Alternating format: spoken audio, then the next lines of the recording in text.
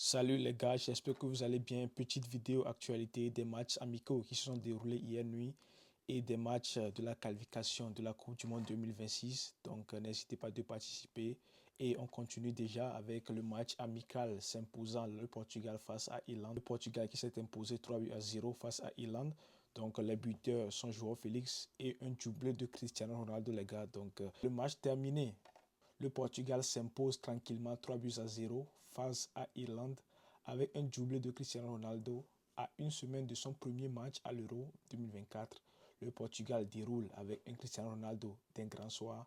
Rendez-vous mardi prochain à 21h pour le premier match des Portugais à l'Euro. Ça serait contre la République tchèque. Donc, c'est incroyable ce qu'a fait Cristiano Ronaldo hier nuit. Le prochain match, c'est le mardi à 21h face à la République tchèque. Nouveau record, Cristiano Ronaldo devient le premier joueur de l'histoire à marquer lors de 21 années consécutives en sélection. Il a marqué chaque année avec le Portugal depuis 2004. Donc c'est incroyable ce qu'il fait, Ronaldo. On pourra voir là, il est le premier donc, dans le match international, les meilleurs buteurs. Donc c'est lui le premier, Cristiano Ronaldo, avec 130 buts dans 207 matchs. Donc pour avoir le deuxième qui est Ali Daei, 108 en 148 matchs. Et Lionel Messi, son rival, 106 buts en 181 matchs. Donc peut-être que Lionel Messi pourra battre le record de Cristiano Ronaldo, mais il a besoin de 24 buts pour battre le Portugais. Dans les statistiques de Cristiano Ronaldo avec le Portugal, 206 matchs, 130 buts, 46 pas décisifs. Donc c'est énorme ce que fait le Portugais. Profitons en tant qu'il est encore temps. C'est bientôt fini parce qu'il a bientôt 40 ans. Donc on dirait que le football avec Cristiano Ronaldo va se terminer bientôt. On continue avec des matchs de la qualification de la Coupe du Monde 2026. Donc, Tchad s'est incliné 2-0 face à Union. Rwanda, 1 but face à Lesotho. Sud-Afrique, 3-1 face à la Zimbabwe. Soudan s'est imposé 3-0 face à Soudan du Sud. Mauritius, 2-1 face à Eswatini. Cap-Vert, 1-0 face à la Libye. Angola et le Cameroun, 1 but partout.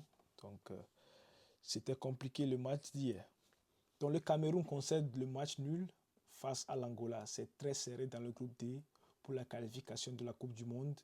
Donc le classement pour avoir le Cameroun 8 points, Libye 7 points, Cap-Vert qui est en 3e position 7 points, Angola le 4e qui a 6 points, Maurice 5e qui a 4 points, donc Eswatini lui 0 points. Donc pour lui est déjà fini. Donc pour le Cameroun c'est très compliqué. Donc où tout va se passer. Donc ça se peut que Angola se qualifie et le Cameroun soit éliminé, même si on ne pense pas. Donc c'est ce qui s'est passé dans le groupe D. L'autre groupe, groupe E, donc pour avoir Zambie qui s'est incliné 1-0 face à la Tanzanie, République Congo et la Maroc, les gars, 6-0. Le Maroc a battu 6-0 le Congo. Donc c'est incroyable ce qu'ont réalisé les Marocains hier. C'est très très incroyable. Donc le Maroc étrille le Congo 6-0. Donc les buteurs sont 3 buts, un triplé de El Kabi. Les autres buteurs sont Unai, Riyad et Raimi. C'est un sans faute pour les Lions de l'Atlas dans ces qualifications pour la Coupe du Monde 2026. 3 victoires en 3 matchs, les gars. Pas de défaite, pas de match nul dans le classement. C'est le Maroc qui s'est imposé. Cette fois-ci, donc 9 points. La Tanzanie, 2e, 6 points. Niger, 3 points. 4e, Zambie, qui a aussi 3 points. Le Congo, les gars, 0 points, les gars. C'est incroyable ce que fait le Maroc cette saison. Kenya et la Côte d'Ivoire, 0 partout. Seychelles et Burundi, 3-1 pour le Burundi. Gabon et la Gambie, le Gabon s'est imposé 3-2. Madagascar et le Mali, 0 but partout. Donc, c'était ce qui s'est passé à peu près hier. Revenons au Gabon. Le Gabon a fait une bonne opération dans le groupe F. Victoire 3-2 face à la Gambie avec des buts d'Alevina, Aubameyang et Bouanga. Donc, ça donne encore classement. Côte d'Ivoire qui est en tête avec 10 points. Le Gabon, 2e avec 9 points. Burundi, 3e avec 7 points. Kenya, 4e avec 5 points. Gambie, qui est le 5e avec 3 points. Et Seychelles, qui a nul, qui a 0 points, les gars.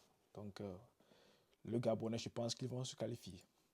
Revenons à l'équipe de France, donc pour avoir les Français qui sont envolés aujourd'hui pour aller aux côtés d'Allemagne pour l'Euro 2024. Donc, ils sont bien atterris. Continue avec l'Allemagne.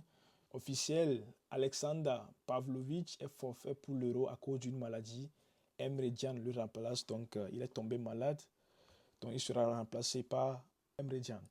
Donc le maladie s'appelle amygdalite. Donc je ne sais pas quel type de maladie s'agit d'elle, mais donc c'est pourquoi il est forfait pour l'Euro 2024. On continue avec Clément Turpin qui sera désigné pour arbitrer le match d'ouverture de l'Euro 2024 le vendredi. Donc ce sera lui qui sera officiellement l'arbitre de l'ouverture de l'Euro 2024. Qui exactement d'entre eux va gagner l'Euro, les gars? Lukaku, Belgique, Harry Kane, l'Angleterre, Mbappé, la France et le Portugal avec Cristiano Ronaldo. À votre avis, les gars, qui va gagner? N'hésitez pas de mettre ça dans les commentaires, je lirai tout. Merci à vous. Et on continue. Mbappé rêve de remporter le ballon d'or. C'est toujours mon souhait. Déjà enfant, je voulais devenir un jour le meilleur joueur. Je continuerai à tout donner et à travailler dur pour atteindre cet objectif, car c'est mon travail et cela fait partie de ma vie. S'améliorer constamment sans perdre de plaisir. C'est ce qu'il a pu dire concernant le ballon d'or. Parce qu'il veut coûte que coûte gagner le ballon d'or. Donc, à votre avis, est-ce qu'il va gagner le ballon d'or quand il sera au Real Madrid? Donc, à mon avis, moi, j'en sais rien. Je pense que Vinicius est là. Il y a aussi Bellingham qui vont bosser dur pour remporter le ballon d'or. Cette année, ça serait Vinicius. Donc, peut-être que à l'avenir, il pourra remporter un ou deux ballons d'or. On ne sait jamais. Leverkusen pousse fort pour recruter ce joueur qu'il s'agit de Alex Garcia. Donc, bientôt, ça serait fait, le deal sera conclu. Donc, on pourra voir si ça va se faire puisqu'il est à côté de Giron. Donc, le Bayer Leverkusen cherche le joueur. Donc, on pourra voir si ça se fera ou pas. On va parler maintenant de Xavinho. Donc, Xavinho qui joue aussi du côté du Giron. Donc, c'est complètement fait le deal parce qu'il va jouer bientôt aux côtés du Manchester City. Donc, le deal est fait. Donc, il a tout signé. Donc, à partir du 1er juillet, donc, ça serait officialisé par le Manchester City concernant Savio. Parlons maintenant du FC Barcelone. La une de Mundo Deportivo, ça parle de Lamine Yamal qui insiste, qui veut un joueur, qui exige le Barça de recruter un joueur. Et on pourra voir aussi Deco et Hansi Flick qui travaillent déjà du mercato, des projets sportifs que ferait le Barça la saison prochaine. Donc on continue déjà avec Nico Williams qui, Lamine Yamal, a exigé au FC Barcelone. Donc Nico Williams veut seulement rejoindre Barça et si l'opération ne peut pas se concrétiser cet été, il est prêt à rejeter toutes les offres et attendre l'année prochaine d'après Sport. Donc on pourra voir l'envie qu'a le joueur pour le jouer au FC Barcelone. Il est prêt à rejeter toute offre des gros clubs venant pour rejoindre le Barcelone la saison prochaine. Nico Williams. Manchester City est ouvert à négocier Cancelo et est prêt à faciliter son départ. Lors d'une réunion avec Mendes, l'agent du joueur, la direction de City a fait part de sa volonté de parvenir à un accord, même si ça ne sera pas facile. Donc on sait tous que le Barça veut Cancelo à un prix bas, mais Manchester City a élevé son prix. Donc le Barça veut soit le prêter de nouveau ou soit le signer définitivement, mais c'est à Manchester City de voir si c'est possible ou pas. Donc, ils vont négocier et voir comment ils feront pour le Portugais. Laporta travaille pour obtenir un prêt de 100 millions qui nécessitera le hockey des sociaux en GIA. Donc, il fait tout pour trouver les sous, pour faire gagner les sous. Donc, pour faciliter le fair play financier et faire des nouveaux recrues cette saison. Newcastle offre 15 millions plus 5 millions bonus pour Ferran Torres, donc au total 20 millions pour le FC Barcelone concernant Ferran Torres. Donc Newcastle aime le joueur, donc il veut le recruter cette saison. Donc c'est une bonne nouvelle pour le FC Barcelone puisque le joueur lui-même est limité. Donc je pense que c'est mieux qu'il le vende. Donc, la présentation de Kylian Mbappé au Bernabeu est prévue le 16 juillet prochain d'après Relevo. Donc, comme on sait tous qu'il a signé déjà au Real Madrid, donc la présentation du joueur se fera le 16 juillet 2024. Tchouaméni va jouer défenseur central si Lenny Yoro ne signe pas cet été, malgré le fait que le milieu de terrain ne soit pas très à l'aise en tant que défenseur. L'idée est de travailler sur cette transition ou au moins de lui confier le rôle de troisième défenseur central d'après Marca. Donc, si Lenny Yoro n'arrive pas à signer aux côtés du Real Madrid, Donc, il est obligé. Tchouaméni, ça se peut qu'il jouera défense centrale. Donc, le Real Madrid est ouvert à un départ de Ferland Mendy. Son contrat expire en juin 2025 et les merengues n'envisagent pas de le prolonger. En cas d'offre jugée satisfaisante, le défenseur pourrait partir. Même si Ferland Mendy n'a été victime d'une seule blessure cette saison, ses antécédents n'ont pas été oubliés par le Real Madrid qui voit en lui un joueur trop fragile. Il a été longtemps blessé, donc le joueur même, il a fait une bonne saison cette année.